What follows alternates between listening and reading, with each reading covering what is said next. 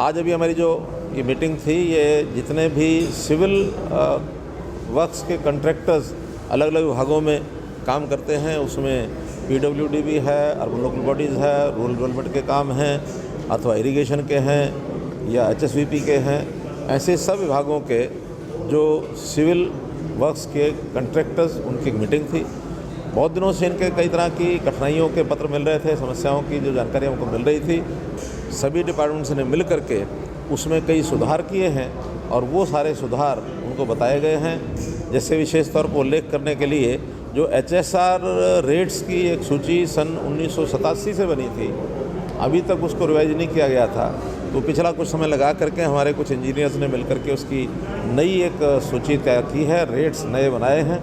वो 1 मार्च 2021 को लागू हो जाएंगे। ये एक बहुत बड़ी मांग जो है इन लोगों की पूरी हुई है। इसी प्रकार पारदर्शिता लाने की दृष्टि से सभी जितने कॉन्ट्रैक्ट्स हैं उनको अब ऑनलाइन सिस्टम से किया गया है, चाहे उसमें टेक्निकल इवैल्यूएशन है, चाहे बिडिंग है, और काम की जो अलॉटमेंट है वो भी ऑनलाइन ही अब हुआ करेगी। उसमें कम से कम हस्तक्षेप ये सब किया जाएगा। इसी प्रकार से इनके कामों में आने वाली जो कठिनाइयाँ हैं उसमें इनको हल करने के लिए सुझाव भी मांगे गए हैं।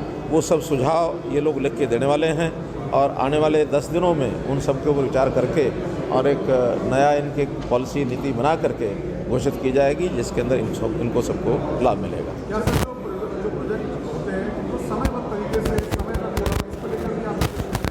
समय के ऊपर इनकी जो बिल्स हैं उनको पास करने का काम, उसका भी टाइम बाउंड कर दिया है, और इनकी जो पेमेंट्स हैं वो भी जो बिल पास होने 30 दिन के अंदर इनको पेमेंट्स होंगी। 30 दिन के बाद अगर पेमेंट लेट होती है तो 10% का इंटरेस्ट भी इनको दिया जाएगा। इससे भी वो बहुत संतुष्ट हैं। हाँ, अभी सभी ई टेंडरिंग से होंगे, कोई भी टेंडर मैनुअल नहीं होगा, तो सारे ही काम ई टेंडर से होंगे।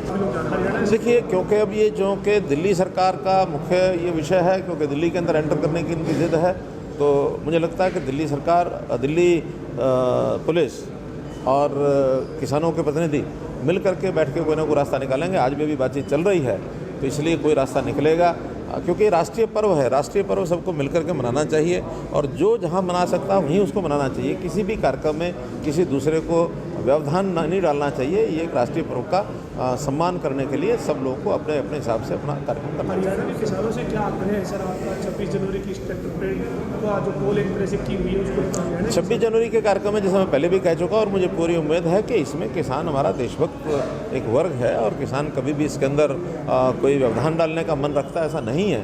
हाँ, कुछ लोग इसमें से एक राजनीतिक एक मंशा लेकर के और इन चीज़ों को डिस्टर्ब करने की जो बात रखते हैं, उनको ऐसा नहीं करना चाहिए। और ये मैं किसानों को भी अपील करता हूँ कि उनके झांसे में उनको नहीं आना चाहिए।